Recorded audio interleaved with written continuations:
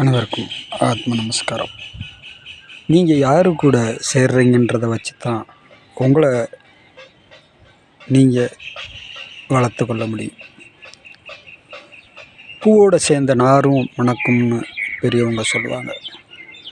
அப்போ நம்ம யாரு கூட சேரணும், எந்த மாதிரி ஜபிக்கக்கூடியவங்க, எந்த மாதிரியான குணாதிசயங்கள் உள்ளவங்களோட நம்ம நெருங்கி இருக்கணுன்றதை வச்சு நம்மளுடைய வளர்ச்சி இம்ப்ரூவ் ஆகும். சமீபத்தில் வெளிநாட்டில் இருக்கக்கூடிய நம்மளுடைய ஆத்ம சகோதரர் எனக்கு ஒரு வீடியோவை அனுப்பிச்சி வச்சார். நம்ம சித்த வித்தியார்த்தி பேசின வீடியோ ரொம்ப நுட்பமாக பேசியிருக்கிறாரு, நல்ல விஷயமான ஆளாக இருக்கிறாரு அப்படின்னு சொல்லி அந்த வீடியோவை அனுப்புனவரும் ஓரளவுக்கு நல்ல நாலேஜ் உள்ளவர் தான். அப்போ அந்த வீடியோவை வாங்கி நான் கேட்டுட்டு மறுபடி அவருக்கு நான் அதை எடுத்து சொன்னேன். அண்ணா, நீங்கள் நல்லா கவனிங்க, இது அறிவிலிருந்து வந்து விழுந்த வார்த்தையா இல்லை ஞானத்திலிருந்து வந்து விழுகக்கூடிய வார்த்தையான்னு நீங்கள் கவனிங்க அப்படின்னு சொல்லி அதுக்குரிய விளக்கங்கள் எடுத்து சொன்னேன். ஏன்னா 2 பேர் ஓட்டப்பந்தயம் ஈடுபடுறாங்க அப்படின்னா, ஒருத்தன் சாதாரணமாக அந்த எல்லையை கடந்துருவான், இன்னொருத்தன் கடுமையாக முயற்சி பண்ணி அந்த எல்லையை போய் தொடுவான். ஆனால் இலக்கு என்னமோ ஒன்று தான், 2 பேரும் ஒரே மாதிரி அந்த எல்லையை தொட்டுட்டாங்க அப்படி தான் தெரியும் பார்க்குறவங்களுக்கு. ஆனால் ஒருத்தன் சாதாரணமாக உள்ள கடந்திருக்கான், மெனக்கெடவே இல்லையே.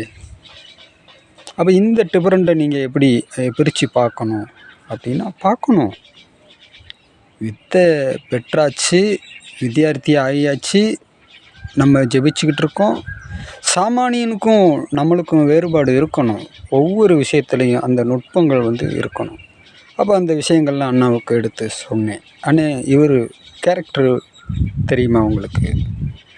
கூட்டு ஜபத்திலையும் ஜெபிக்க மாட்டார், தனிப்பட்ட முறையிலையும் ஜெபிக்க மாட்டார். அவரை எனக்கு ரொம்ப நெருக்கமாக தெரியும்.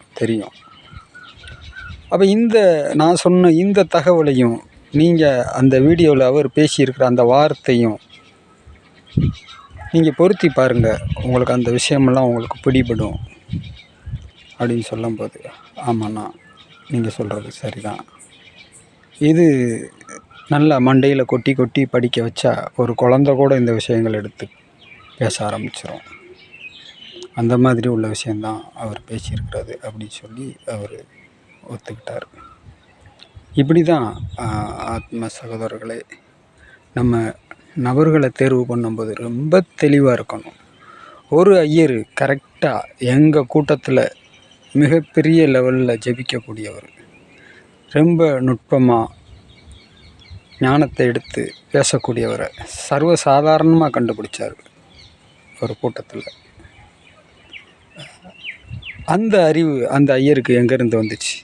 எத்தனையோ ஐயர் அங்கே இருக்கிறாங்க. ஒரு 45 வயசு உள்ள ஒரு ஐயர் மட்டும் அதை கரெக்டாக கண்டறிஞ்சு அவருடைய ஃபோன் நம்பரை வாங்கி வச்சுக்கிட்டு, நீங்கள் நள்ளிரவு 12 மணிக்கு வாங்க அப்படின்னு சொல்லி அவர் எங்களுக்கு தகவல் சொல்லி நாங்கள் எல்லோரும் போய் ஒரு சித்த வித்தியார்த்தியோடைய சமாதியில் அண்டர் கிரவுண்டில் இறங்கி நள்ளிரவில் ஜெபிச்சுட்டு வந்தோம். அந்த பாயிண்டை பிடிக்க தெரிஞ்சிருக்குல்ல அந்த ஐயருக்கு, அதுதான் அந்த நுட்பத்தை எல்லா சித்த வித்தியார்த்திகளும் அறியணும். சாமானியனை போல் நாம் இருந்துடக்கூடாது. அதை தான் நம்ம திரும்ப சொல்லக்கூடியது. அறிவால் அறிந்தவன் ஞானி. அறியணும், அறிஞ்சிக்கிட்டே இருக்கணும். அறிஞ்சால் மட்டும்தான் அந்த நுட்பங்களை நம்ம அடைய முடியும். ஏதோ வித்தை பெற்றோம், ஏதோ ஜெபித்தோம், ஏதோ படுத்தோம், ஏதோ எந்திரிச்சோம், அப்படி இல்லை. வாங்கினதை சரியாக தீட்டி சரியாக வெட்டினா ஒரு வெட்டில் சாய்க்கலாம், இல்லைன்னா 10 வெட்டு. அதனால் ஆத்ம சொந்தங்களை நீங்கள் அறிவுபூர்வமாக ஒவ்வொரு விஷயத்தையும் அணுகணும், பார்க்கணும். அதுதான் நம்ம இந்த வீடியோ மூலமாக உங்களோட தொடர்பு வச்சுருக்கிறதுக்கான லாபங்களாக இருக்கணும். ஆத்ம நமஸ்காரம்.